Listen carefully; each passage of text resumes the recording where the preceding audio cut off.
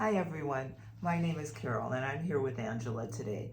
Today we're going to find out a little bit more about Angela, who she is, what she does, how she helps people through their awakening process, and the shadow work that needs to be done in order to understand ourselves, how energy works. Angela is also a medium, so she's able to speak with the other side, including people who have crossed over. We're going to find out a little bit about who she really is and how she works with people to help them out and how she got to where she is today. Because so many people right now are waking up all around the world, and one of the questions that they're asking themselves is, what's going on? What's happening to me? Why do I feel like this? And who am I? Who am I really? People don't want to be lied to anymore. They don't want half-truths. They want full disclosure. They don't want people to talk at them anymore. They want to really feel what the people are saying, what, who might have some insights. By no means do I or Angela have all of the answers, but we have lived experience. And so today we're going to find out how Angela's lived experience, the things that she actually went through, how she made peace with those things in order to be able to assist all of the people that she does at this time. So without any further ado, Angela, please introduce yourself. Tell us a little bit about what it is that you do, and we'll take it from there. Thank you, Carol. So for about 6 years, I've lived in Sedona, and here in Sedona, I've been doing readings, of course, for people, mediumship, psychic readings. But one of the main things that I do that most people don't really know about is the plant spirit medicine. Right. And that is part of the shamanic work that I do. So I worked with a shaman, lived on her property for about 4 years in Utah, and she taught me one of the most amazing tools and techniques that I have, and that would be the plant spirit medicine. So let's start with that, the plant spirit medicine. When people hear that, I think, like myself, most people are going to think about, the herbs that you ingest, through teas or whatever concoctions, tinctures, etc. Mm-hmm. But as I understand it, you actually work with the essence of the plant? Yes, I work with the spirit of a plant. So the spirit of a plant is different than the medicinal properties. The medicinal is, that's when we ingest, of course. And plant medicine has become a very popular thing. Yes, it has. And a lot of people are using plant medicine to assist them in their awakenings and in healing whatever it is that they're needing help with. But I actually do plant spirit medicine. So this is different, where I have actually created a relationship to the plants myself, and it's not through ingesting them. There's a protocol that I learned, but I actually journey into the spirit essence of the plant, and I communicate with the spirit of the plant. I ask it what its properties are, what its benefits are, what it can do to help people heal. And this is all in conjunct with what's called original Chinese medicine. So it's kind of a shamanic version of Chinese medicine. If people are familiar with traditional Chinese medicine, like acupuncture and things like that, it's working in the 5 elements, which would be wood, fire, water, earth, and metal. And all of us have these elements in the body. They connect to the meridians, and they connect to different parts of the body. So, right? If I understand it correctly, working with the plant spirit, in order to find out what it is, who it is, what kind of work it's capable of doing with whoever is participating, you have to actually communicate with the spirit or essence of that plant. Yes. So it's like animal communication, only it's with plants. Mm-hmm. And so then, would I be correct if I said that working with the spirit of a plant, the plants, you would ask the plant, can you help this person with, or how do you communicate? How do you discover which plant spirit is going to be able to help a particular client? So if you're familiar with journeying, have you journeyed before? Explain what journeying is for those who have no idea. Okay, so shamanic journeying is it's journeying between the worlds into, you have the upper world, the middle world, the lower world, and you also have the underworld. The lower world is where the plants and the animals reside. That would be Earth. And so you journey to the lower world, and everything in journeying, not everything. And you go into this journeying through an altered state of consciousness? Yes, through an altered state of consciousness. It's kind of like meditation, but there's a specific way that you do it, right? And you do it the same way every time, because journeying it's a ceremony. And so you want to make sure it becomes a ritual. So when you journey to the spirit of a plant, most often in journeying, it's a very symbolic process. So lots of symbolism comes through. And so sometimes I show up and I'm like literally speaking to what looks to me as a spirit of the plant, and I'm getting, communication in that way. Other times the plant takes me on a journey, and I go and I see all these symbolic things, and then I have to kind of put the pieces together. Oh, goosebumps. That sounds so awesome. Yeah, I know what you're saying about, how the plant spirit shows up, how you can see it. I've actually seen that in oak trees and apple trees. I've actually seen their little spirits. It's just, they're so cute. Yeah. Anyway, so when you're doing this journeying with the plant spirits, do you go in and do you have a directive? Do you have the client in mind? How does that benefit the client? How do you do it specifically for a client? So, I haven't done it specifically for a client. I actually have sat with certain plants that I've been instructed to sit with, because this is something that comes from, the founder of this is actually Elliott Cowan.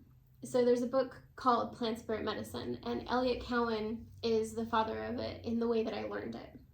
And my shaman learned it directly from him. So there are certain plants that are sort of the primary, and then you go out, you walk out. So if you're gonna go sit with a plant, you're like, what plant is calling me today? So you just start sitting with the plants that are calling to you, and then they'll share their medicine with you. And then when I'm in a session with a client, I will know, because of the plants I've sat with, which one I can call on for certain things. I see. So they're always with you. You're always in communication with them. And so when you're sitting with a client, you are able to connect the frequencies, the energy signatures, and be able to know which plant spirit to call forward. Yeah. And how does that differ from ingesting, working with herbs that you ingest through a tea or a tincture, etc.? I would think that it's more pure. This is what I would think personally. And I do not work with plant spirit medicine, though I do communicate, but I don't work with them at that level. So I would think that working with plant spirits rather than the actual plant itself makes it more of an energy work, which means that you can do it long distance. It doesn't have to be done in person. It's like long distance healing. It's like Reiki kind of stuff. It's working. Oh, I see. I get a really big nod on that one. Well, I actually started off with Reiki. Reiki is how I started doing energy work. And that's when I met my shaman, and she ended up showing me some other techniques that she does, which I was like, this is way more powerful than Reiki.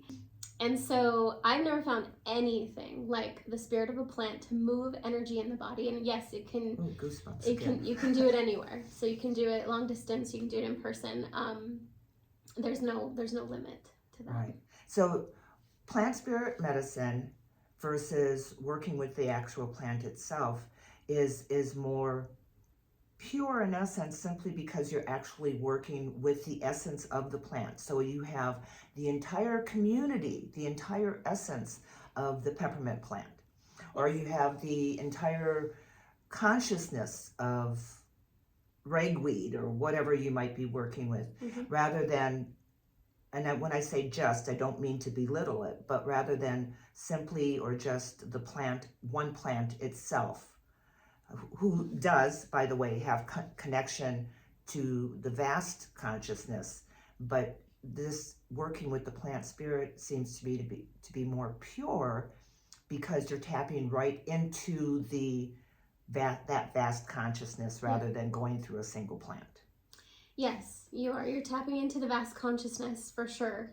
They're all in communication with each other. But the other thing about this too, Carol, that's so important is you are going to the plant for permission. So you're creating a relationship to the plant. Anytime you create a relationship with anything, it makes it so much more powerful, right? So you're honoring the plant's essence, and you're not just taking from it. Yes. But you're giving it offerings. You're doing, whatever you need to create that relationship and cooperation. And one thing I want to share about this actually is that when we are using plants in plant spirit medicine, for example, and we have not communicated with the plant directly and asked for its permission, there are a few things that can happen with that. Sometimes you'll have a really bad experience with the plant. It won't give you what it is that you're looking for. Nothing likes to be used. Yeah, exactly. And so plants, they have a beautiful spirit essence, but they can create negative entities as well. Yes. And so the medicine woman that I learned some things under, who taught me some very important things, she was Kiwe Dinakwe. She's from the Ojibwe tribe in Wisconsin. Anyhow, she, in her class, while she was instructing us, she drove home the point that we do not use plants. We work with them. Yes. And so you create a relation, like Angela said, you create a relationship with them so that it will assist you. Because no living entity wants to be used. It's not a good feeling when somebody uses you. So we create relationships with it, which Angela has learned to do and is growing in the different plants that you work with. Yes. My intention is to also sit with more of them, for sure. But I do have, I have my little little book so far. So if you have any questions, if you're curious about how plant medicine works, plant spirit medicine, that's an important distinction. Yes. Just comment or below. Angela will answer those questions below. And so if you comment, it does two things. It will up the algorithms for her on her YouTube channel, so that the news can get out to more people. And the question that you ask or the statements that you make will probably be something that other people are thinking about but aren't willing to step forward and make that statement or ask that question. So any questions you have, please comment below and Angela will address them. I can personally tell you that, and I think a lot of very sensitive people would agree, that you can actually feel when a plant is asking for assistance. When it started for me, I could hear this little tiny voice that would go, "I'm thirsty." And I'd be like, "Oh, baby, I'm so sorry, I forgot." Yeah.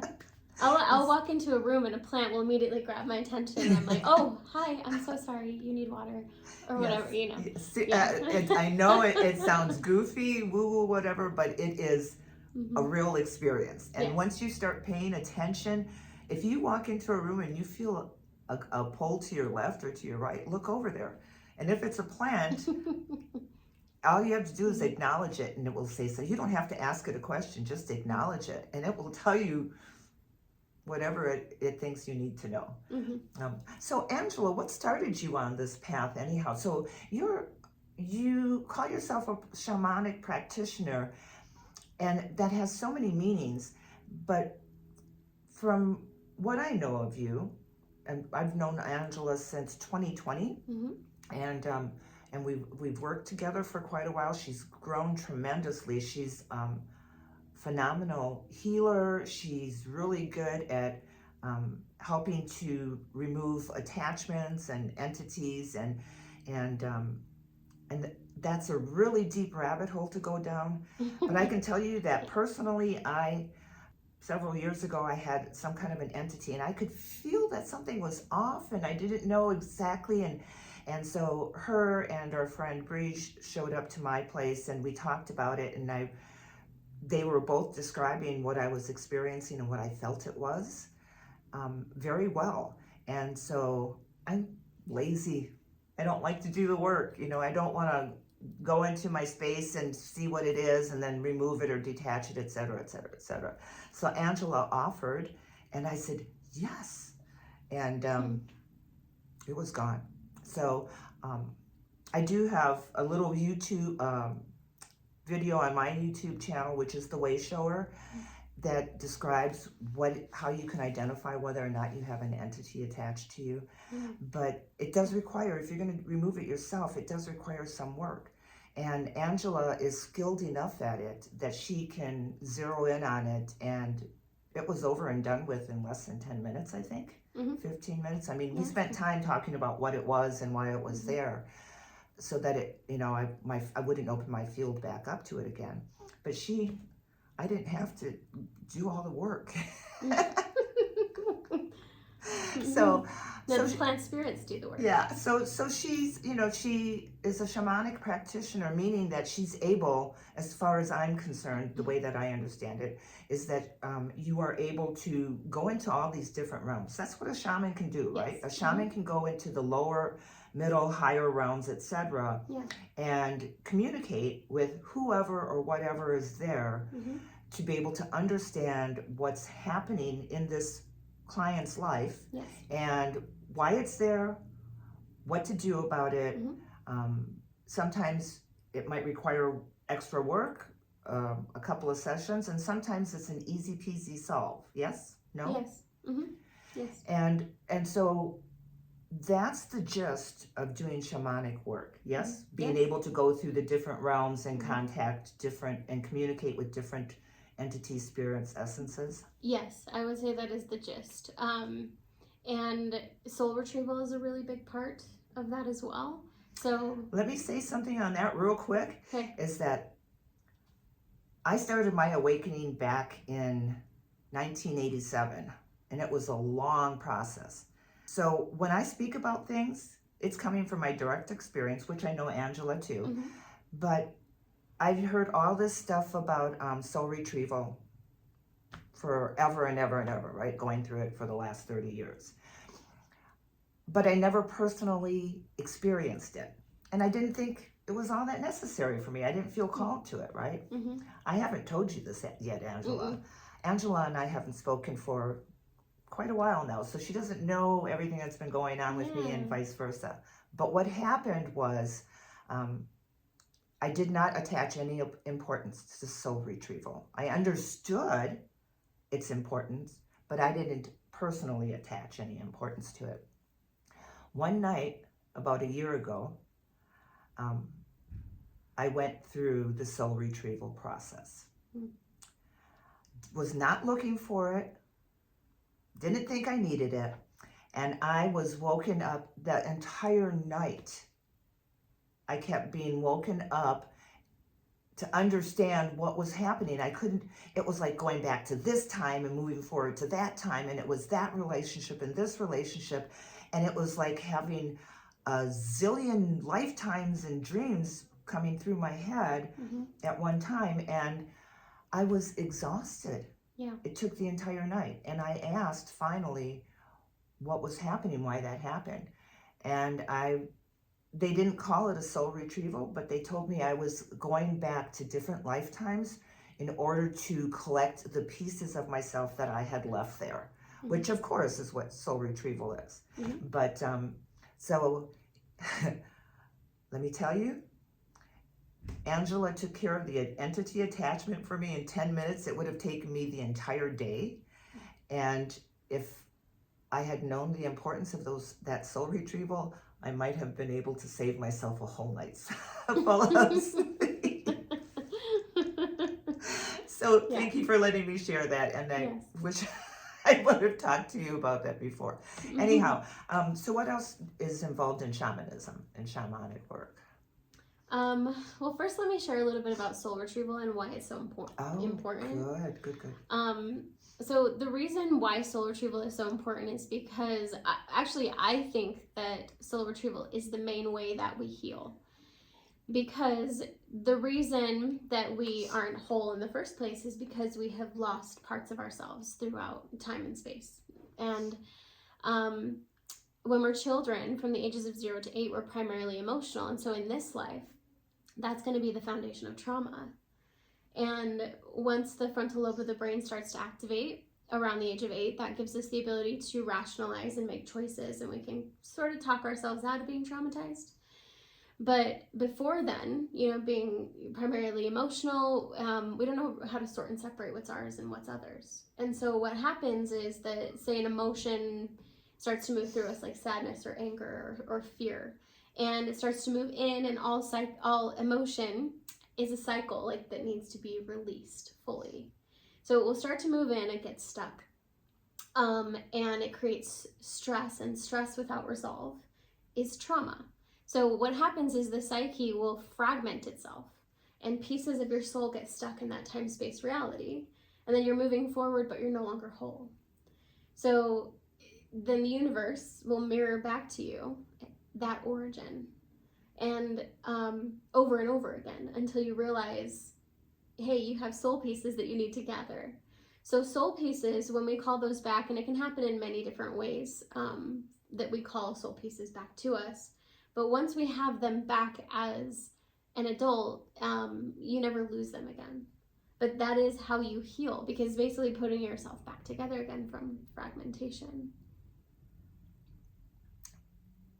So you're finding all the different missing puzzle pieces. Yes. Throughout different lifetimes. It can be different lifetimes. Often it's this lifetime. Oh. Yeah. Okay. I didn't know soul retrieval could pertain to this lifetime. Oh, 100%. Oh. Yeah. And not only is soul retrieval from this lifetime, but soul retrieval, from moments throughout time, from our childhood or whatever. Which maybe we keep recreating over and over. Yes. Okay. Yeah, we keep recreating them. That's why we recreate them, is because of that origin. The pieces are stuck there. And so the universe is mirroring that back to you, that you have soul pieces stuck here, and you can't fully move forward until you create resolve with that. And so when you get those soul pieces back, then you have that resolve. So let me ask you a question in relation to that.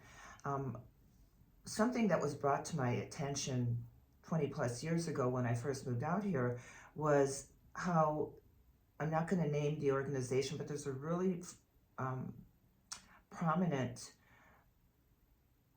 organization out here that works with helping people to recover memories, right? And traumas, etc., so that they can work through it. And they actually do body work, right, to help with the process. Yeah. But what I discovered is, and I discovered this because of somebody that I met and talked to who went through it. It was a one-time thing. And this person that I met who had gone through this treatment, then a day or two later, these fragments are still coming up for her. And there was nobody that she could turn to that could help her with it. So when you do this soul retrieval, is it a one-time thing? Is it a two-time thing? Does it depend on the individual client? And what do you do if something comes up that's difficult for them to deal with?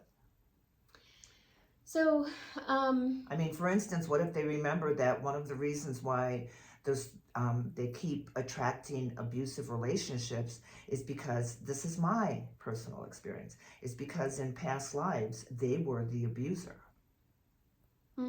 So that can be difficult to deal with, to discover, oh, really, I was the person who actually did the abusing in the past life, and so now this lifetime I'm learning what it felt like so that I don't do that again.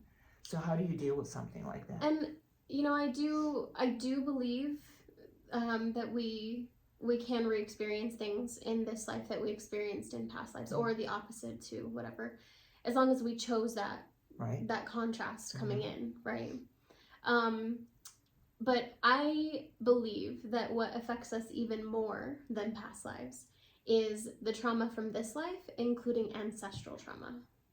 So how does how can you say the trauma from this life and ancestral trauma? Because ancestral trauma is in your DNA. Oh, okay. You're born with it. If things from your ancestry have not been resolved, then it will continue to pass down from generation to generation, and it tends to compound. So it wouldn't necessarily be a past life experience that you personally had, but somebody in your DNA that lineage may have. Yes. Okay, so absolutely. What if somebody in my ancestral history was part of the Salem witch burnings? In a victim or a was the bad person that did it, or the one of the witches that was burned. So how does that affect me in this lifetime, and how do you help me deal with it? How does that work? So a lot of it's similar to the somatic experiencing of moving things through the body, for one, right? Working with the body and the from a cellular standpoint. So doing the somatic experiencing, but the same process that I walk people through to do their inner child work, we would do ancestral work similarly. So it could be that the origin you go back to is one of your ancestors. Maybe you're not going to go back to your childhood in this moment, but maybe instead you go to an ancestral piece, and then we create resolve or do the healing work around that specifically. Okay. I can also do it. So if you said something about if something's really hard for them to deal with, right? I won't always walk somebody through the process of doing the soul retrieval. I will sometimes do it for them if I feel like that's the place that they're at. So sometimes I'll journey into it.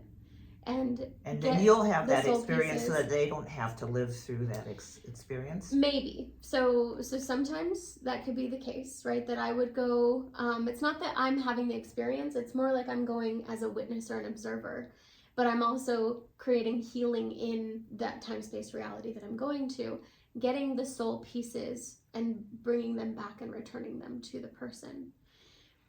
I'll do that for somebody if I feel like it's not something they can face right now, or if it's so deep in the psyche that I don't feel like we're gonna get to it unless I go directly there. So sometimes things have to sort of be shaken up and out for a person to be able to look at it, right? And sometimes I have to be the one to do that. But otherwise I would walk people through it, because it's actually a more powerful process when you go through it yourself. But sometimes even the things that I do soul retrieval with, they may need to visit themselves at some point, but I'm able to bridge the gap for them in that. And you're there with them. I would, in the work that I have done, I call that entrainment. So where you go in and you create this space so that your client can follow you in, and they're safe with you because you're there as the umbrella, as the protector. And then they can have their experience while you're in that state with Angela. You can have your own personal experience, and she's able to observe the experience that you're having. And when you come back and maybe facilitate something at the same time. But when you come back out of that experience into this reality, then you have a discussion with them, and you are able to help them understand from a different viewpoint because you're the one that's standing back. It's kind of like the old saying of not being able to see the forest because you're surrounded by all the trees, right? So Angela's actually stepping back and looking in and being able to see more and understand it at a different level. Yes? And what would you add to that? Well, first I want to say that I do, so I have the clairvoyant ability, right, where I'm able to sort of see what the other person is experiencing. But sometimes I'm also seeing it symbolically to my own mind and not literal to theirs. Okay, so let's set the stage for this. Do you usually play music to, okay, so she does it with sans music. And so she's going to help you to go into a kind of trance state, meditative, very deep meditative state. And you're going to follow her through that. She's going to take you with her. And you're going to end up in a space that's going to be like a different reality. And take it from there. Did I get everything right so far? So it depends on the situation. So it depends on what we're going in for. Are we going in, to an inner child journey? Each journey can be different based on the person, and I am doing this very intuitively. And I would say my strongest sense in doing this is my clairsentience, which is the feeling state and feeling into what this person is experiencing. And then second to that would be the clairvoyance, where I'm also seeing what is happening for this person. So if I am working with somebody in an inner child capacity, I would be leading them into a memory or something like that first. And in that memory, we go in, we are meeting the child where she is, acknowledging she or he, where she or he is, and acknowledging the child first and foremost. What's the child's experience? What's happening? Who's there with you? Where are you? All of this. So we're sort of setting the stage. It almost sounds like a hypnosis session, but where the client would be more aware of what's happening. Yes, it is. It is similar to hypnosis. It's a deep enough meditative state that you're having an experience, but you also are talking to me at the same time. And I am asking you what's happening. And yeah, so you're very conscious. Basically, the key things here is that you create resolve for the child and you get her soul pieces back. So if there's a person there who created the trauma in the first place, then one of the key components of that is that you protect the child from the person, right? So it's like protection that they didn't have. Protection that they did not have then, yeah. So you can actually change the past, because the past is only real to you at this point, right? Totally agree. And how you're feeling it in your body and experiencing it in your reality. So that's basically what we're doing, is we're going in and we're changing the past. So we can shift it. We can shift what happened, create safety for the child, validate her, make sure the emotion is felt and completed all the way through, and gather the soul pieces back. So that's one example, but I also do journeys for some people to the underworld. And the underworld is where we have all of these. Don't be afraid. The underworld.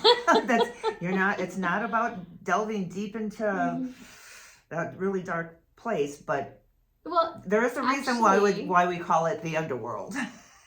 It can be a really dark place at first, right? But with all darkness, you have to shine light. And right. And it's like it's also like facing fears. So it's exactly when you have an experience, you might be afraid of spiders, like I was at one time. But when you continuously face that fear, it becomes, there's another spider, because you've just dealt with it so many times. So Angela goes into the underworld so many times that it's not scary or dangerous, that she knows her way around. It's not a place that she really wants to spend time, I don't think, but she's not afraid to be there, because she understands what it is and how to navigate through it. Yes, yeah. I have found that light always supersedes the darkness, right? So it's just like when you walk into a dark room and you turn on the light, the darkness goes away immediately. Yes, indeed. And so what we don't realize is that in facing those fears and going into the shadow element, which would be the underworld at times for people, is that we go there to shine light on the things that have been hidden and the things that have been, and normally the parts of ourselves that we find in the underworld are the ones that have been abandoned, deserted, shamed, horribly shamed. Yeah, and these are so important. They feel less than. They feel worthless, powerless. And so I'll take people there, and people end up realizing that's not as scary as I thought it was, right? And like how powerful that is. And I've done that several times for myself as well as other people. Have you or any of your clients ever realized how significant your shadow self was to you, and then feel compassion, immense compassion for that part of yourself? Yes, actually I have an example of this. I was working with a client, and she was so angry at herself, and I ended up, she wasn't aware that she was so angry at herself, but I could see that that's what was happening. And so I had her journey into the part of her that was angry. And I had her speak to her, and the way she shows up is this scary, witchy, creepy woman. In the underworld, in the shadow. And so she's like, this person's crazy. Like, I don't want to talk to this part of me, But I'm like, you just have to be with her. And the longer you're with her, the more she'll realize I can calm down, because the reason that part is angry in the first place is because it's felt abandoned. Yes. And it's felt unloved and alone, completely alone, misunderstood. Yeah. Judged. So and so when she had patience, and I kept her there, and she was courageous enough to face this part of herself and like look her in the eye as if it was she was right across from her. She found resolve, and in the process of this, I want you to know too, because you will experience things from a bodily standpoint in that too. And she had a horrible headache the whole time she was doing it, until she had the breakthrough. And the moment that this part of herself started to calm down, then her headache went away. And headaches, they do connect. They connect with anger. Yeah. Wow, awesome. So what was her takeaway on that? The end result for her after that session? From what I can remember, this was a while ago, but from what I can remember, she realized that the compassion, how powerful having compassion was for herself, and that was everything. Bingo. Compassion for ourselves. Yeah. If we want to be able to forgive others so that the realities that we're creating, we have to be able to forgive. And it starts with ourselves, to be able to forgive ourselves, to not blame ourselves, to not have shame, to not hold ourselves in judgment. We're only human. We all have experiences where, in hindsight, we wish we would have done it differently. Yeah. And so you learn to have compassion for yourself when you work with the shadow self, when and if you can, these are all things that you can do on your own. But I'm telling you, I've been doing this for decades, and to have Angela remove that entity for me went like that versus how long I would have had to do it personally, because I'm personally involved. I'm in the forest. I can't see the forest through the trees, sort of thing. And Angela came in there objective and just boom, took care of it. So, and most people don't realize too. So there are so many people on a healing path and doing their best to heal from things, and they just feel like they keep getting pulled back. Most often when that's happening for people, they don't realize that they have things like entities or aggressive energies that are actually in resistance. So it's in opposition to the healing work they're trying to do. That is a phenomenal point, because a lot of people don't realize. They just keep blaming themselves or putting the blame on somebody else. It's always external.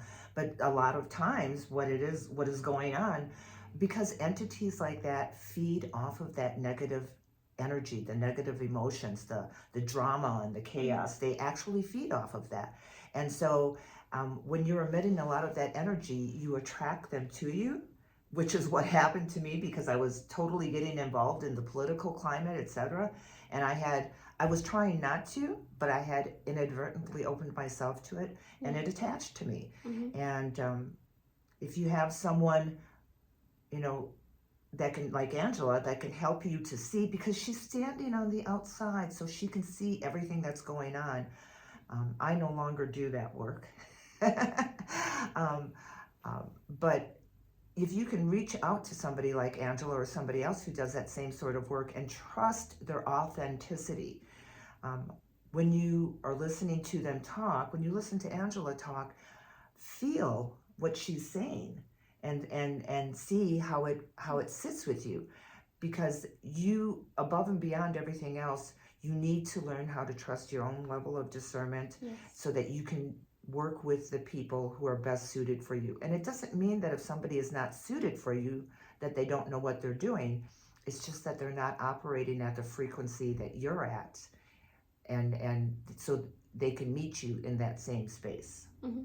So with that said, Angela, we had been talking a little bit off camera, and she was telling me about some of her experiences as a young child. And 4 years old, she had a phenomenal experience. She's going to share with us how she got to where she is now, some of the experiences that she's had. Mm-hmm. So let's start with the age of 4. So this is a memory that came back to me a few years ago, and it came back to me when I was doing one of these processes with myself to heal some deep-seated fear that I had. And when I went into this memory, I ended up going back to the age of 4, and I was standing in church with my mom, and I was looking up, and there was one of the men in the church that approached us and came to say hello and shake my mom's hand. She's 4 years old at this time. Yeah. And I look up and I see behind him a dark figure that was very scary, like an entity or a demon. And when I looked up at my mom, I was like, oh my gosh, does she see this? And she was smiling at him, shaking his hand like she had no clue it was there. And I felt this fear sort of freeze in my body as a 4-year-old, of this realization that if my mom doesn't see this, then I'm alone and I'm not safe. So I ended up veiling myself. And I don't know if it was in that moment, but I realized that I took away my ability to see on that level at the age of 4. But at the same time, taking away that ability to see also kept you safe from them, because once you see them, they see you. Mm-hmm. Yeah, so I did. I think that I became very guarded, built up a lot of shields, I think, as a child.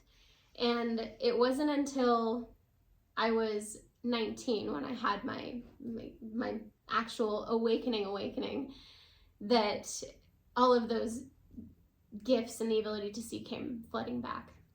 So, and I think that that's what happens with a lot of us who have come here to help people make this transition that we're all currently going through.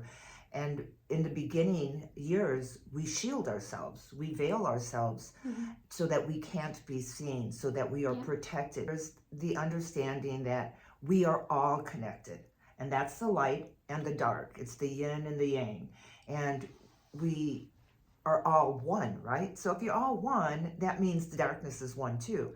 So when I talk about the darkness and the dark forces, energies, negative, etc., I'm doing it from the human standpoint that we all need to be able to view things left and right, dark and light, etc., because we live in a world of duality. Yes. But there should always be the understanding that even those dark negative entities are a part of the one.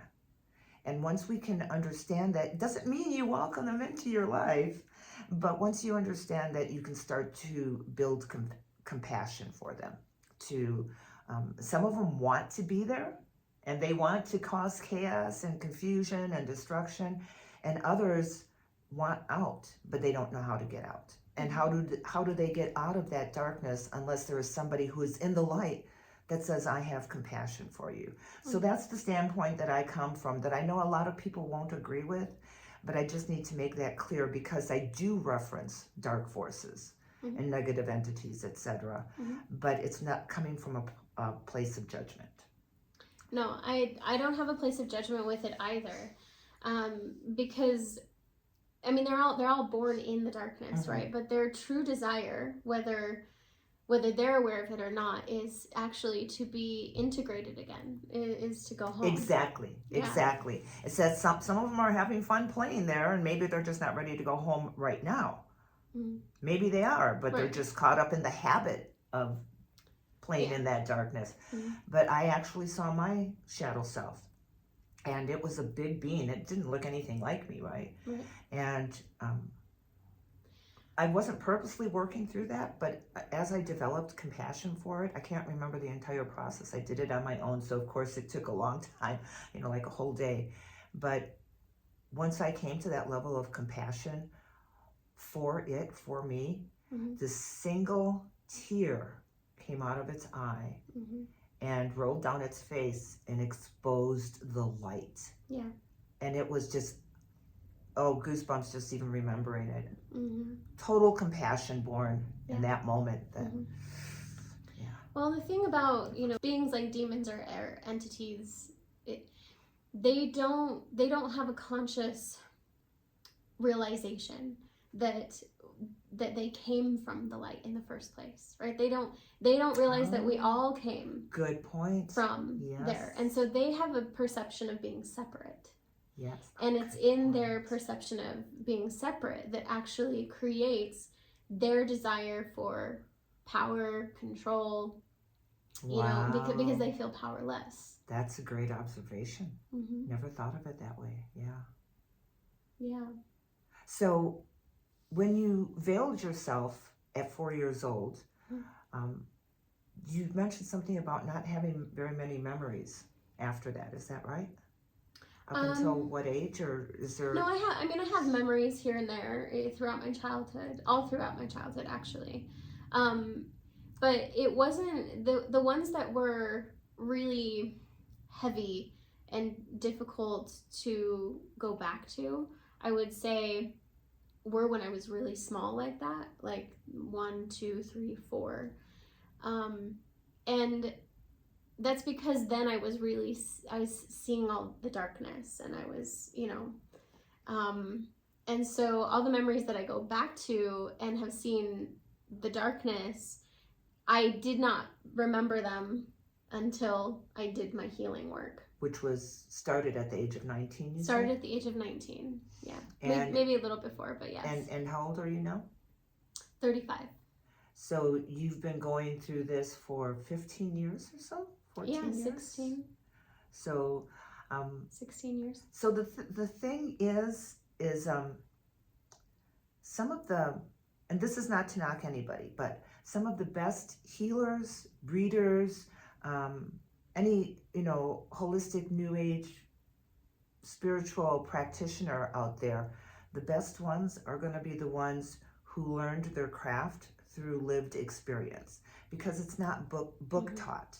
There are many things that you can learn through the book, but books don't compare to real life experience. No. And so Angela has lived this and started her awakening process when she was 19 years old. So she's been remembering for the last 14, 15 years.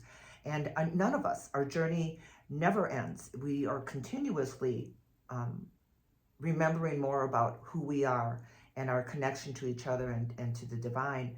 And it's a lifelong process. And every step you take gets you closer to the ultimate truth and ultimate abilities to manifest and create, etc. But first we have to work and heal. Not necessarily heal, but that's the term that we use, because healing implies that there's something wrong with us, that there's something broken, and it's just a matter of healing. Literally means to become whole. Really? That's the actual definition of healing. We need to get that out, everybody. When people are talking about healing, they should know that it means to become whole. It does not mean that there's something broken inside of us, that something needs to be fixed. Maybe realigned, maybe adjusted, maybe maybe lost for a yeah, period of time. the light needs to be turned on so that we can see it or something. But these are, it's for me, it's actually remembering. It's not relearning, it's not fixing anything, it's simply remembering who I am and the capabilities that I have, who we all are. So when you're working with somebody like Angela, who's been doing this in personal experience, healing herself, making herself whole through all of these processes, and then having the added benefit of working with a woman who I did meet once, a wonderful lady, who is actually a shaman and works with the animals and the plants, etc. In Wyoming, is it? It's in southeastern Utah. Southeastern Utah. And I'm sure Angela will post more information about her. But so Angela has been going through this process on her own. So everything that she knows how to do, she has practiced on herself. She has used with herself. She has seen the actual results of it. So that's why I know it works. So yeah, exactly.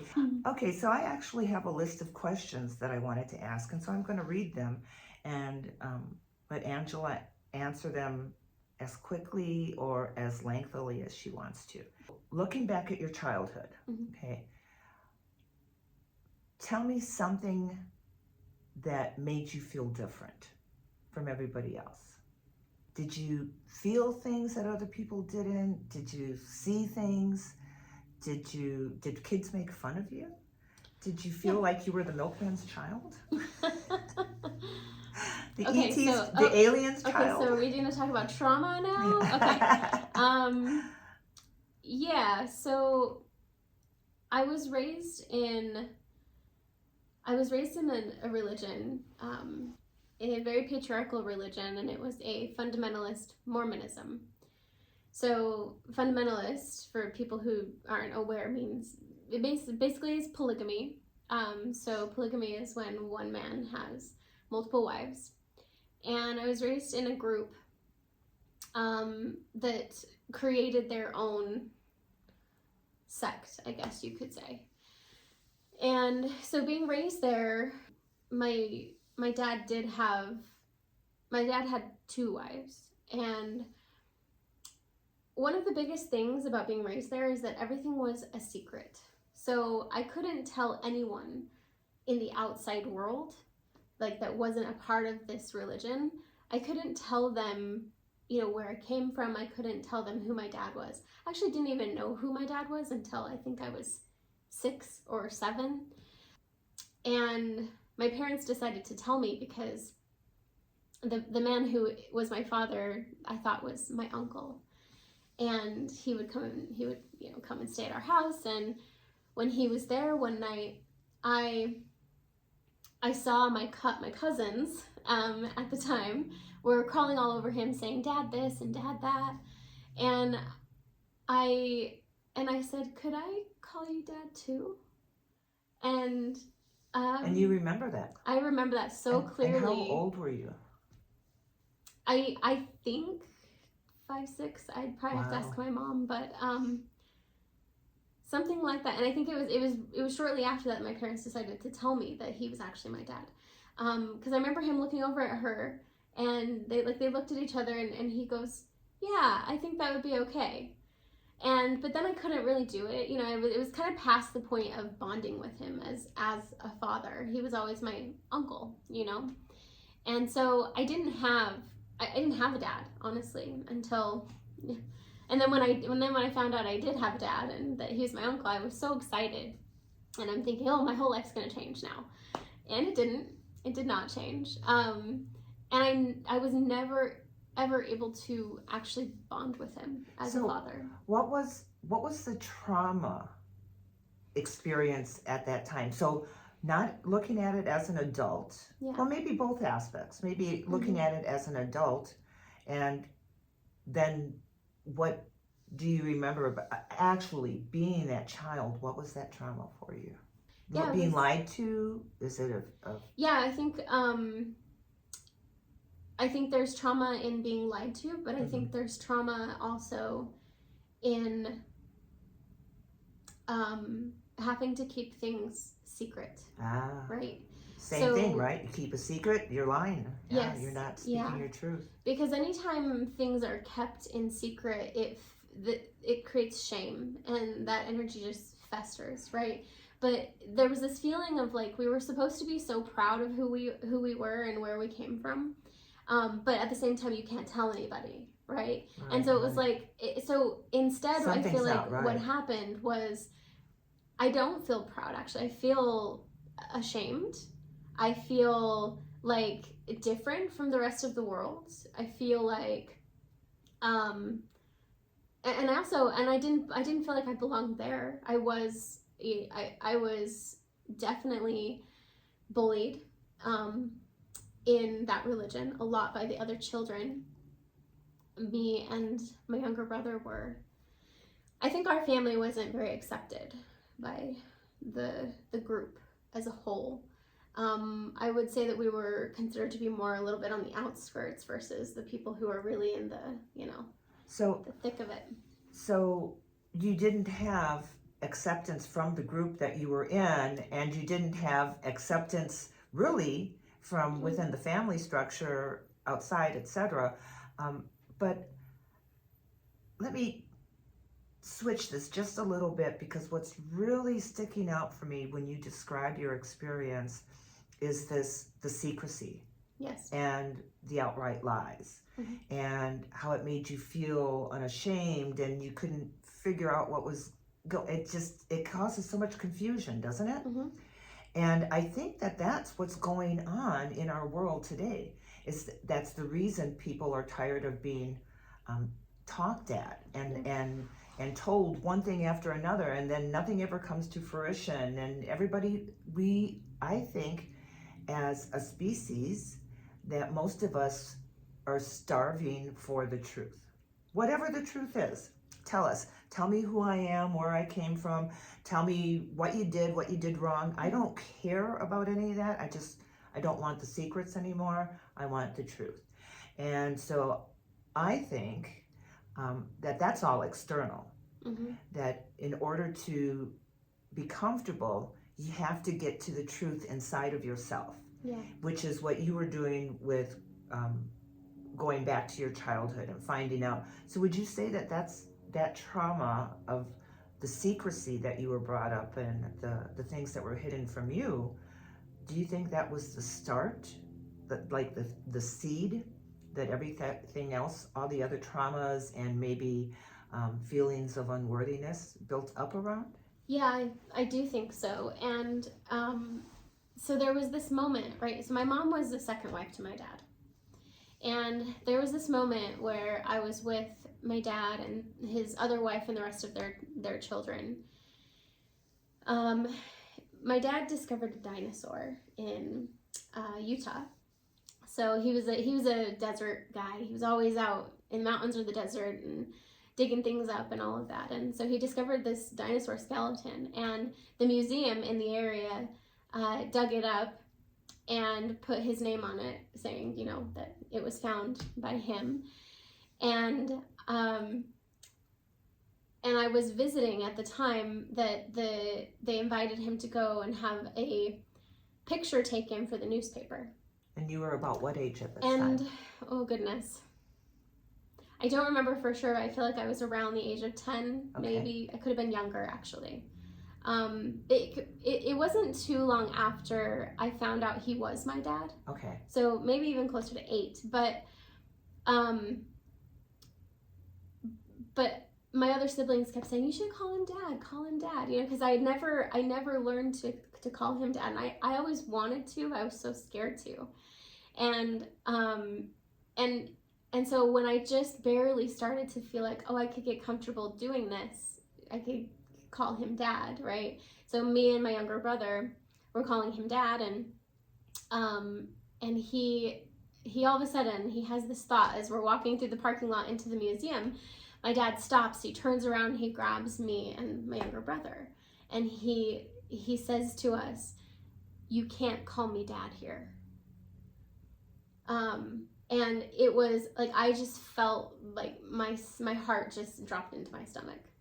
And I felt so rejected that, you know, like I don't get to claim him. He's not claiming me. He's basically pushing me away and rejecting me and saying to the world that I'm not his child. And so that was a moment that I knew, both me and my brother, I could feel my brother felt the same way in that moment. And it kind of makes me emotional just even talking about it right now. But I think that right there was the rupture, the biggest rupture. Like, I already didn't have a bond with him, and I was trying to create one now that I knew he was my dad. And then he said that, and I feel like that sort of broke it. So how did that, I want to cry because I can feel it as a child, how Yes. devastating that was as a child. Mm-hmm. So but I'm not going to do that. So anyway, how did that shape who you are today? How did that? So that has there's this overall message here, right, of second family. So Okay. it's like, you're number two. This is number one, you're number two. And my whole life I've sort of had this expectation of men that they would put me second. And well, not my whole life, because I'm definitely working. Right, I've been working on healing this. But you live that. I lived live that that, for so long. and at the children are so impressionable. Yes. Up until what, age 7 or 8 or something like that. Yeah, 8. Yeah. And so, this was your lived experience up Mm-hmm. until at the impressionable age, and so this is something you carry forward then, right? It just Yes. built up, and more and more men showed up, and they each gave you a reason not to trust them. Yes. And had secrets, and Mm-hmm. so in that, because that's core, right? Whatever it is that we're doing in our young childhood, whatever it is that we're experiencing, is going to set the pace for our lives. And it's whether or not we learn from it and Mm-hmm. grow from it, or if we wallow in it and feel sorry for ourselves. Yeah. That the difference, yes? Mm-hmm. So how did that shape you? What did you do to work through that? I mean, not realizing it right away, right? Mm-hmm. Going through your life until 19 years old, and then realizing, oh my God, there's something going on here. I need to look at all these different things. So in retrospect, Mm-hmm. in hindsight, now that you know all these different things, how did it shape you? How did it help you? I would say that my whole childhood affected my solar plexus chakra the most. So my self-worth, my self-confidence, my self-value, you know, all of that, and insecurity. I felt so insecure because I felt so rejected my whole life. And it wasn't even just from my dad. It was like the kids at school. I was very much bullied. I started to put on weight, actually, extra weight on my body. Protection, Yeah, yes. protection, exactly. Around probably the age of 8. And which might have been right around the same time that my dad said, "You can't call me dad here," you know. And so, I know now that unconsciously I was protecting myself from men. And it wasn't, you know, until I got older, started doing my healing work, when I realized the pattern with all of these things. But there's also this feeling of powerlessness. And that's right in that solar plexus chakra as well. So I felt so powerless, and like I didn't have control over my life. And as a child, I actually turned to food a lot to sort of feel like I had, like it was my comfort, you know, it was the one thing I also felt like I had control over. And so, and then turning to the food than to the drugs. Yes, and I would say, you know, I've never had a drug or alcohol problem, and I'm very grateful for that. But it did sort of become my one vice in a way. And when I put on the weight, I was then, of course, my dad would say things to me about it, you know, you need to go exercise, get off that swing, you're gonna break it, you know, like just different things. to me that were very hurtful, so hurtful. And so it just embedded deeper into me that feeling of rejection by him. And then the boys at school made fun of me, and would call me pretty horrible names sometimes. And so I just decided, I was worth nothing to men, and that I was not lovable to them in particular. Do you still feel that way? No. And how did you get past that? Oh my gosh, it was layer after layer. Layer after layer of healing work. And so what's the positive thing that came out of that? The positive thing that came out of that is when I did heal it, when I did recognize that these things were untrue, it was incredibly empowering. So I have learned how to trust myself. I would say too that because I didn't have the masculine support and all of that, my masculine got very strong. So my masculine energy became, but it also, for a long time, it was in that controlling aspect where I just tried to control my life in every aspect of my life. But it wasn't until I realized that that wasn't truly power either. And when I started to do things that were actually like, no, I'm going to empower my masculine in a way of protecting myself, but in a healthy way, and then empowering myself, using my voice, speaking my boundaries, saying yes when I mean yes, no when I mean no, and so on and so forth. And this is it's a process for sure, but I would say then too, my shaman helped me the most with this. When I met her, she has this really beautiful divine masculine energy about her. And she has that fatherly leadership type energy, but she also has that divine mother in her too. So she has this lovely sort of balance. But what she helped me with was being the father figure I never had. I would say that was the turning point for me. So she empowered me to get to this place of being so grounded within myself and feeling like, oh, I can trust myself. And she did that all through helping me, encouraging me in my life to trust myself. And it's the self-trust really that sort of negated all of the other things. And the self-trust also leads to self-love. And these are self-trust, self-love, to be able to nurture yourself and protect yourself at the same time. Yeah. The masculine and the feminine. These are things that you would not have experienced to the extent that you have. No. If you had not had that traumatic experience as a child. I never would have learned any of these things had I not experienced that as a child. So looking back on your life, and we all experience traumas, right? We all have really horrific and sad and traumatic moments that we could look back on in our life.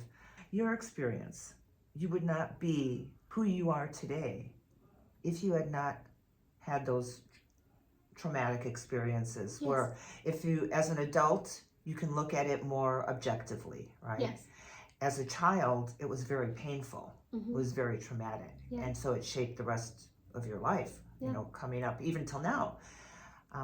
So it allowed you to be more compassionate. It allowed you to understand people who are coming from a hurt space. Question I want to ask you, because I have asked this myself many times.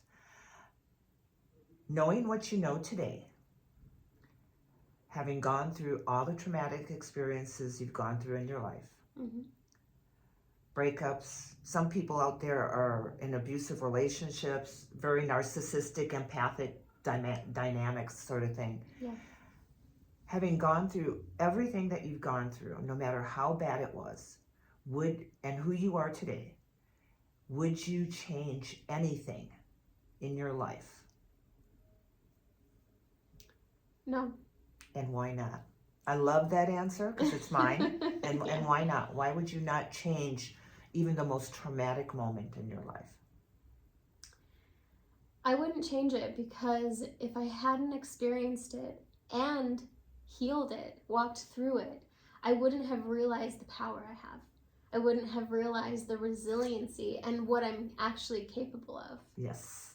Yes. Love that answer. My answer is I would not change a single thing because I would not want to take even a tiny little chance that I wouldn't be who I am today. Yeah. Because I love who I am today. Mm-hmm. I really do. And I love that I'm continuing to grow and understand and develop new relationships. And when something bad happens, if I do something that's like, I probably shouldn't have done that, I go, it's okay, Carol. I love you anyway. But no, I wouldn't change any. I love that answer. No, and I get to help people. Yes, yes.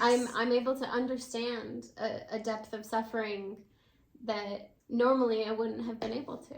Yeah, and with every client that comes in to see you and you get to help them, what do you get in return? Besides financial payment for your services, what else do you get in return? What makes you keep going in this work? Rather than purpose, fulfillment, like joy. It brings me joy. And why does it bring you joy? It brings me joy because there's an energy that comes through me in this that lightens everything. It's not just them. I'm helping myself too. Exactly. I used to tell people when I was doing readings, right? I used to tell people I have the best job ever because I get paid to do it, and I get my own messages, and I learn my own lessons, and I'm helping somebody. So I've got, it's like the best job ever because you're still learning. Yeah. Angela's working with you and helping you through a journey, and she's learning more as she's working with you through constantly. That. And then besides, us being paid financially for our times, you're giving her the gift of sharing, of allowing her to share that divine energy through her. So in order for her to share it with you and to help you work through your issues, she has to open herself up to a level that is really high so that energy can come through her. And it's not like she's ever removed from it. It's just that it's so immersive. It's very immersive. When she's working with you. And so she's gifting you that work with that energy. But if you weren't sitting in front of her or sitting with her, she wouldn't have a reason. There you go, purpose. Yeah, you wouldn't have a reason or purpose. Yeah, exactly. And in that immersiveness that you're talking about is that you feel closer to oneness, to that state of being connected with everyone and everything. And in that state, it's a beautiful feeling. It is. It's awesome. It's like, it's the one reason to keep going forward, right? It's the one reason to keep doing it, bar none, bar any other reason, so. Yeah. Okay, I have some other questions for you. Do you mind? Go for it. Okay. This question is what you described is really a slow unfolding. Yes. So was there a moment that sparked your awakening as well? And what was that moment? So when I was 19 years old, some of my family members went to a retreat called Inner Child. And so there's a woman located in Utah, and she does these retreats. And at the time, my mom knew, and she didn't tell me this then, but later she told me that, she could see that I needed something, that I was a very unhappy teenager. And I had all these issues with my dad and lots of things. When I was very unhappy, and I felt really lost, and there was just so much pain and hurt and things that I was holding inside, and my mom did not really know how to help me. And so when a couple of my aunts, two of my mom's sisters, they went to this retreat, and they came home glowing, and they were bright, and they were like, you guys have to do this. And this was not something that the religion I came from was okay with. But my mom sort of always been a little more open-minded, I would say. Probably gets that from my grandmother. And so my mom was able to see a little bit into both worlds. And when I looked up at my mom as they were sharing with us. I looked up at her and I said, Mom, can I go to that? And she said, yeah, I think that would be okay. And I was shocked. I was like, really? But there was this feeling that came over me of like, this is it.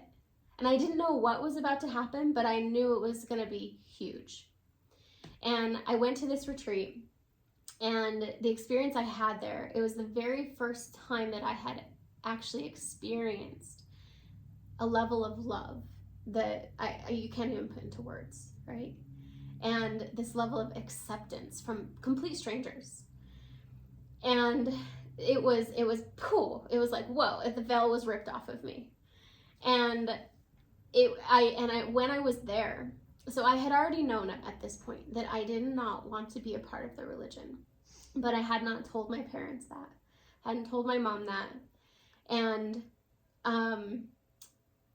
so but I was so afraid because I'd been taught that, you know, this is your birthright, you'll go to hell if you leave, all of that. And so I was terrified of leaving. And I was also, I kept thinking, well, to be a good person, I have to be in a religion, right? Like so what am I going to do? And I had a friend at the time who left to become a Mormon. And I was like, isn't that the same thing almost? Like maybe it's a little better, but it's still the same thing. I'm like, I don't want to do that, you know? And I just knew that wasn't right for me. And so when I went to this retreat, I was like, oh my gosh, this is it. This is the feeling I've been looking for, this feeling of connection to God or to spirit, you know, that I never even experienced in religion, not even close. And I'm like, this is my connection that I need to be a good person. A good person, you know, because at the time I still believed I had to be a good person, which that's a whole other rabbit hole. But now I'm an integrated person. Yeah. Which is even better than a good person. So that one moment that sparked, you used the word that veil. The veil was ripped off. The veil was ripped off. So when a veil is ripped off, that insinuates that there's something else to see. So what was that something else? Oh, it was a remembrance. It was like everything started coming back to me, and it was coming back to me over a period of, you know, months and years. Right. But in that moment, that veil was taken off, and you suddenly realized or felt, or this was my purpose. This was why I was here on earth. And the woman who was doing the retreats, I just remember looking at her thinking, I'm gonna do this one day. Like, I'm gonna do what she's doing. I had no clue that any of this even existed. And so when I went to this, I was, you know, I was apprenticing to be a beautician, to do hair. And then I went to this because I just chose that because, like, I like to play with hair, and I'm like, I have no clue what to do with my life. And so then I go to this, and I'm like, no, this is what I'm doing with my life. Like, I just knew it. And so then after that, after having that knowing, that feeling, that understanding, you just took advantage of, and synchronistic things happen, like tons of synchronistic things. It was people, it was books, it was everything, you know, and all leading you down a particular path. So to my shaman. Pay attention to your synchronistic moments. Yeah. Because that's exactly how it happened for me as well. Was you have a moment where that veil is removed and you start to have this understanding of you're meant to do something more, and you start to get your focus on it, on picking that up. I'm going to do what she's doing is phenomenal. Yeah. Because I still had no idea. I just knew it was something way different. But then once you have that realization, synchronistic things happen. Yes. And a bookshelf falls off a shelf, literally, you know. Yeah. Somebody stops and gives you a pamphlet, and it takes you in the next direction. Yeah. And follow those moments. And I had no idea that I had psychic ability, like, not in, you know, we were taught in this retreat too that everybody has the ability to, you know, be psychic or have intuition and that kind of a thing. And so I'm thinking, oh yeah, we're all psychic. and meanwhile I'm saying things to people that they're like, how do you know that? What? Like, wow, you're really intuitive. And I'm like, yeah, we all are. And so I didn't, like, I was dismissing it the whole time. And then I'm in another one of these retreats with this woman, and she's talking about the people who read the energy of the body, like medical medium sort of a thing, right? And she looks at me and she says, "You do this." And I look behind me, the woman sitting behind me, like thinking that's where she's pointing. And there was a massage therapist. And so the massage therapist nods and she says, yeah, when I do massage. And she said, yes, when you do massage, but I'm talking to you. And she points back at me again. And I was like, oh. And it was like light bulb moment. And I'm like, yeah, I do that. Yeah. Okay. And then after that, it's just a process of following the breadcrumbs, the synchronistic moments, and stepping forward into it. It little by little, I think, gaining comfort with it, right? Yes. Accepting that this is a part of who you are. That I thought I was losing it. I thought I was going crazy. I really did. I thought I was having visions, literally journaled it. I thought I was having visions of grandeur. So I didn't want to go crazy. I didn't want to be that guy in the straitjacket, you know? Right. So I did a lot of research into understanding what I was experiencing so that I would know that I wasn't going crazy. It took me a while to really accept. So how quickly did you accept? What was your acceptance process? Oh my gosh, it was immediate. Like I was excited. I was like, yes, I finally, like, thank God, it was my savior, you know? And so one thing after another, I was just like, yes, I want to develop these gifts. I want to, you know, and so I got to the point where they got so strong. And then I was like, wait, what did I do? And I'm like, do I really want these? Oh my God, like this is a lot. Yeah. And it is, because you have to take personal responsibility for it, especially when you're working with other people. So that was great. I love that one. Okay, let me just, okay, so this is a good question. This question says, what were some of the hardest parts of your path? And what was it that helped you to move through those hard parts? I would say one of the hardest parts, and this might be true for most people and to varying degrees, was disappointing my parents. Oh, really? Yeah.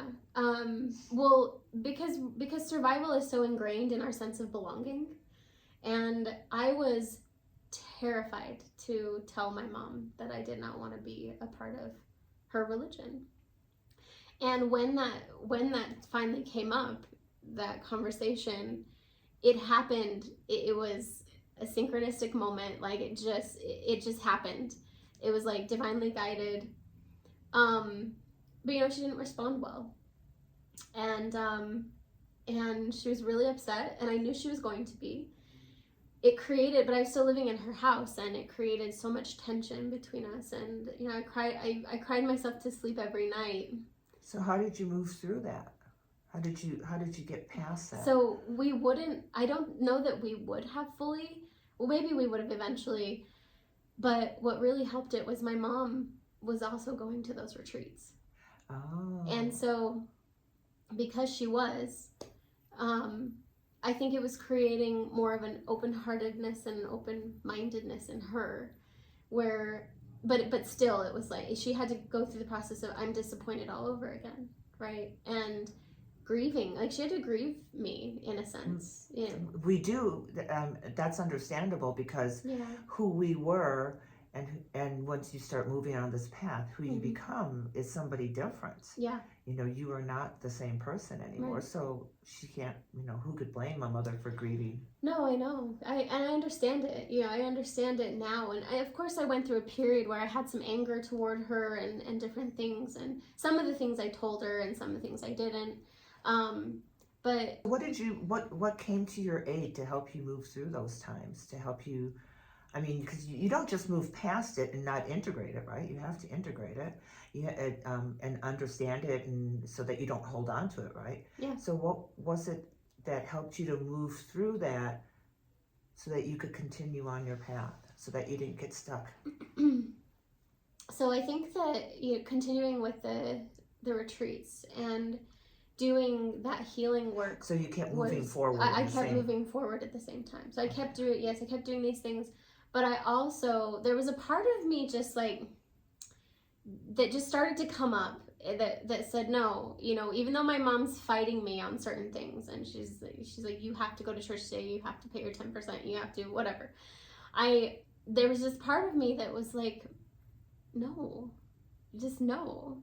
And I said to her, she said, as long as you're in my house. And I said, Mom, wouldn't you rather I do this out of the goodness of my heart, because I truly believe in it and I really want it? You're so good.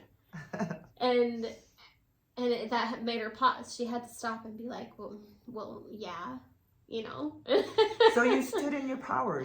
You stood true to yourself. Somehow I did. But you understood your mom at the same time. You tried to understand her and work with her. You didn't rebel.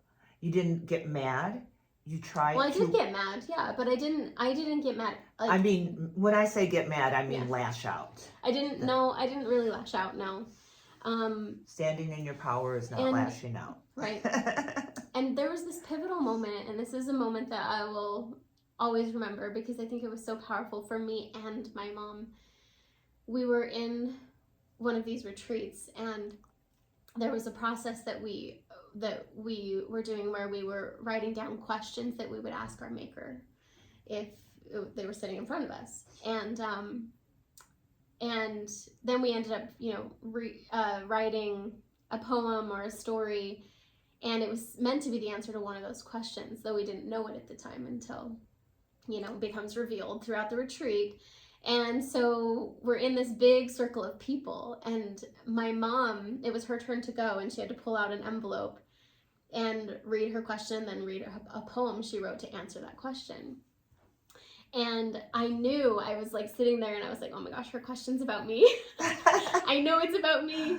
And she knew it was going to be about me too. And so we were both dreading it, sitting there dreading it. And then she opens it and she asks the question, and it was like, her biggest fear for me was really about who I would marry and, you know, the family I would have. Would I marry a good man, but specifically one, you know, in her religion is really what she wanted me to do, because that was the right path in that sense. And because I was going to lead my entire life, essentially. So her question was, how can I help Angela marry the right person? And then her poem was about a child who is always with God.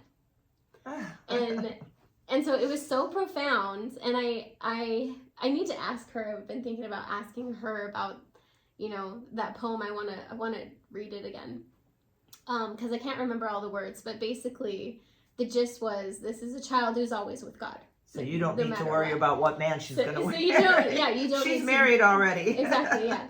And I think her understanding of it at the time was different than mine, but it was like this moment I felt freed. I was like, I needed to hear that just as much as my mom did. And because I had the same fears in a way, you know, or I had the same fears of like, am I making the right choices in my life? And is it right for me to continue on this path and leave these things behind? And that's a good level of discernment, to ask those questions, that you weren't just blindly following somebody else's doctrine. You were really learning how to discern your own. Yeah, I was actually. I really learned how to listen and to drop in and get my own answers. Which is an important ability to learn. So let me ask you another question, okay? So my other question here is, who or what, you and I discussed this briefly, but who or what influenced your spiritual development the most?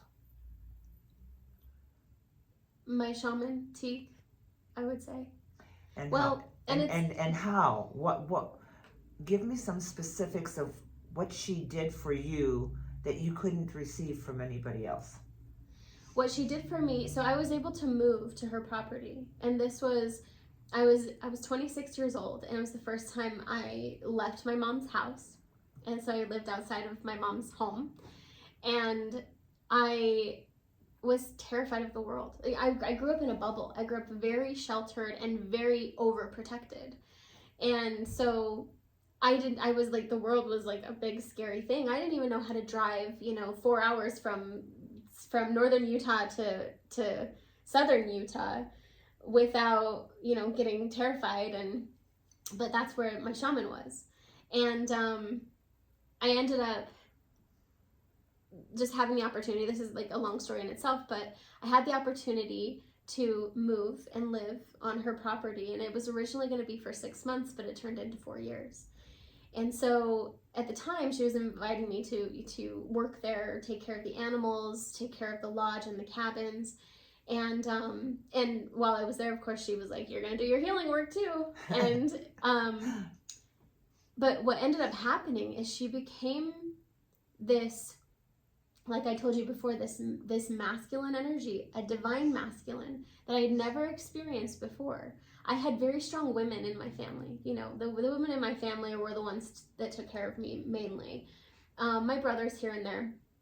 But it was the women in my family who were strong, right? And it was men that I knew, most men that I knew who were not, but at least not in the healthy way. They asserted control and dominance, but it was not a divine masculine. So what's the difference between divine masculine and masculinity? Divine masculine, I would say, is incredibly integral leadership. And it has a sense of honor, has a sense of protectiveness, right? I would say that the healthy masculine energy creates a container of safety, and creates holds a container for healing to take place, or for the feminine to sort of do the work she's meant to do. And we have the both inside of us, right? But and I can only speak so much to this based on my understanding. But the divine. So let me ask you this: what was it in Teague? Yes. That it was made you feel that divine masculine versus masculinity? Yeah. It was her unyielding trust and faith in spirit. So there was this core in her of this depth of strength, right? And I'm talking spiritual, deep strength, not just not physical strength. That was so tied to divinity. And her she has just unwavering faith in that spirit is there, and spirit is gonna. And so that to me is that's a divine masculine thing. Would I be accurate if I said that the divine masculine that she was portraying for you was that, in her connection, was that ability to protect you and keep you safe without reservation, without yes, expectation, without. Yes, from an emotional standpoint, right? So she created an emotional safety, and a container of being held and being seen. So what's the difference between divine masculine and divine feminine? Is it the divine masculine is the protector, and the divine feminine is the nurturer? Yes. And so you didn't need any more nurturing, she was both. But I got nurturing to a degree, but I was more enmeshed with my mom than anything. It was kind of we kind of had a codependent relationship. So I felt when I was there at Mount Peel, I felt like I was losing my left arm and my left leg at times. I felt like I was being severed from my mom. And I never told my mom this, and it should be interesting if she watches this. But I had moments where I felt like I was dying, and maybe she did too, to a degree. I knew she was going through a grieving process of me being away. But anyway, so Teague, what Teague provided for me is this safe container where there's absolutely there's no shame, there's no judgment, there's no anything in that regard. But she's seeing me in all parts of me, everything, and she receives me. So she was receiving me, which is that feminine energy, but she was also giving to me in that masculine energy and providing this container. And she was also being a really good example. So her strength in herself of, you know, trust and all of that, but also her willingness to always, no matter what, do what she knew was right. So what you're describing to me is, you're describing a human version of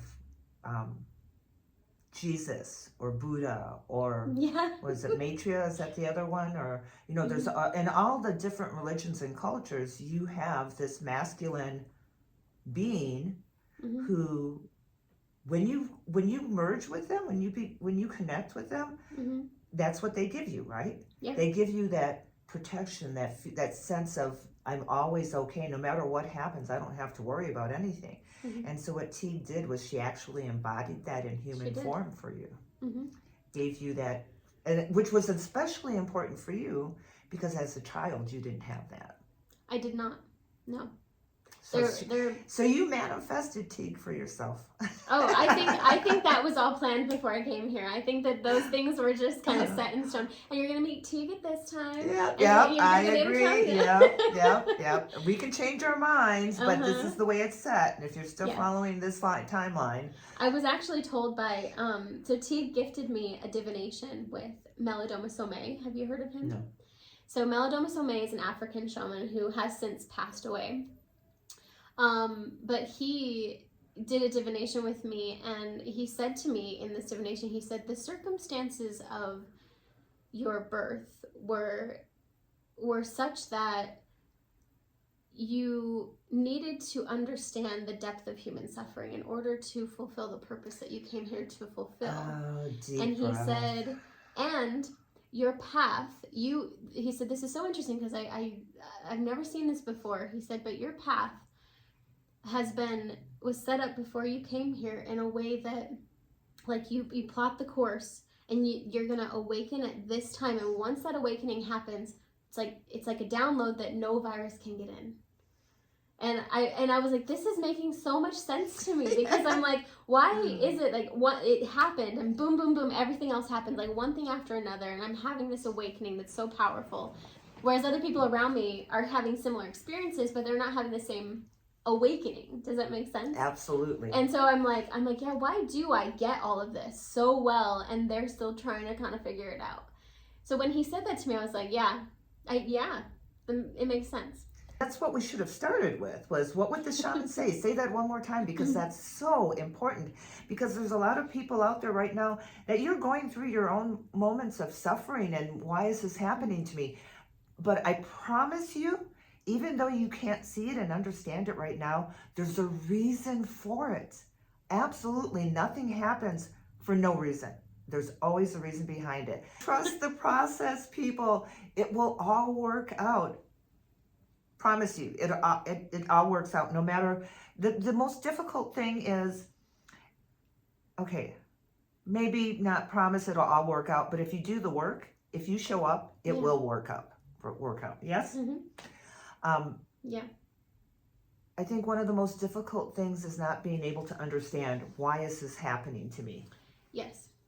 And along with that question, why is this happening to me? It's like the shaman told Angela, you made these decisions, you plotted this course before you were ever born. So it's not somebody doing something to you and hurting you or whatever. Take responsibility. Even if you don't understand how it happened, take responsibility that you plotted this course for yourself because you wanted to learn the things that you're learning through the experiences that you're having. And, take responsibility for deciding to turn left at the stop sign instead of right. Well, and the key here, too, to understanding this is that what we don't realize, so we'll avoid responsibility, right? Because, well, for so many reasons we do. Fear, But it's actually that key word right there, responsibility, that leads to freedom and that leads to empowerment. Absolutely. When you take accountability for your life and your choices and all of your experiences, doesn't mean that other people haven't played a role in them. But when you take that accountability, it actually empowers you, Yes, because it gives you the opportunity to change things. Absolutely. Totally agree. Nobody is at fault. Nobody is to blame, including yourself. It does. It leads to empowerment. It leads to freedom, and it's not that difficult to do, really. No. It's not. You just start to recognize that you're the one that decided to turn left instead of right. Once you're willing to, it's like you have to be willing to swallow the pill first. Like I think that's just the hardest part is being willing to swallow the pill of reality, for one, and acknowledgement that, okay, yeah, this, I That's a can really good point. take responsibility. But once you do it, then it becomes easier, right? And things start to fall into place, and Yeah. little the schooling never stops. It does become easier. Yes. The further you go, the more that you understand about yourself and all of life in reality, the easier it becomes. But the schooling never stops. And I just had a lesson a couple of months ago after my horse died, right? Oh, yeah. And it was really a painful, difficult lesson. And it was like everything got heaped on my plate all at one time. And I'm like, okay, I'm just going to sit here and do some knitting, listen to some television, and forget that the world exists, right? Mm-hmm. Sometimes we all need to take a breather and just stop thinking and just be with ourselves and deal with it whatever way we need to. But the whole point being is that it doesn't stop. There's no end to healing or awakening or discovering. That's going to be a continuous, it's a journey. And when you accept that too, that this is a journey, then it becomes much easier. That alone makes it much easier. Yeah, it's what I like to point out is that everybody is looking, they want to hurry up and get to the next destination, right? Yeah. I'm doing this, and this is where I'm going, and then you look for that destination, and once you get to that destination, there's another destination after that. Always. So it's not about your destination. It's not about learning to be a healer. It's not about, learning to become a tarot reader, how to become, hone your psychic senses. It's not about a single destination. It's about the journey itself. And each journey reveals another layer, like you were saying earlier, Mm-hmm. all these different layers. So, yeah, that's, it's... Yeah, but as the integration happens too, you become more empowered and you feel more powerful within yourself. So that gives you just more ability in general. It's just like when I was talking about when we do soul retrieval. So if you within your body and your soul are missing pieces, and you get those pieces back, then what happens? Like, it's like when you put a puzzle together, it gets larger, right? So like it expands your power, your aura. It makes things stronger, and you can create a sense of immunity to certain things once you have healed that thing. So it's you no longer have the emotional attachment to it. Yeah, you don't have the trigger. You can become neutral. Mm-hmm. And that's where the freedom really starts to kick in. The more neutral that we become, mm-hmm. the more non-triggered.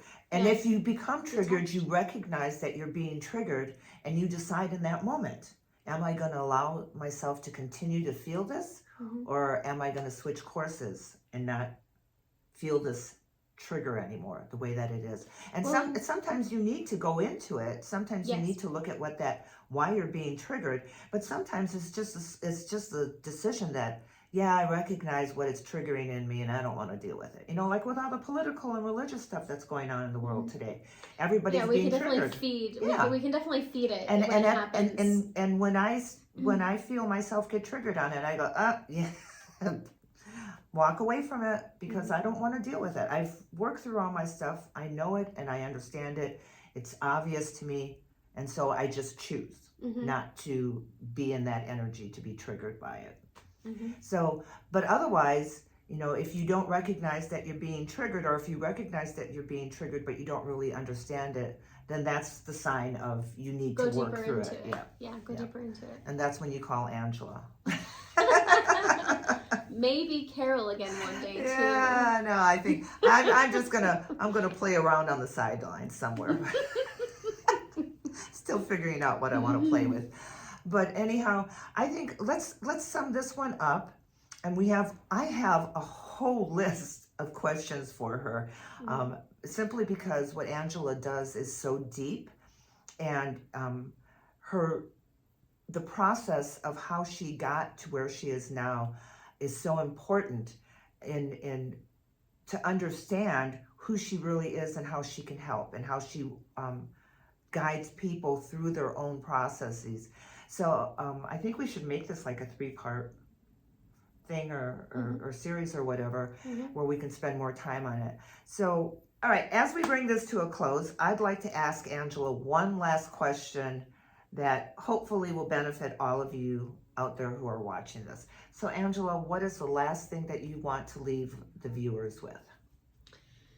The last thing I would want to leave the viewers with is to know that healing is always possible, because there are a lot of people out there who we get to these places where we feel really powerless, hopeless, doubtful within ourselves, and discouraged even. And just know that the moment you open your heart or you open your mind to the possibility of there being something else, that's the moment that it's there. Oh, that's beautiful. Goosebumps. That's the key. The moment that you open your heart to the possibility. You don't have to give it full credence right now. You don't have to say, oh, I no longer believe this and now I believe that. Just open your mind to the possibility, and that's when it all starts. Yep.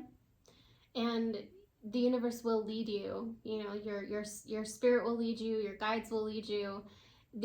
Everything will be set up in a way to get you where you need to go, as long as you're open and you pay attention. Exactly.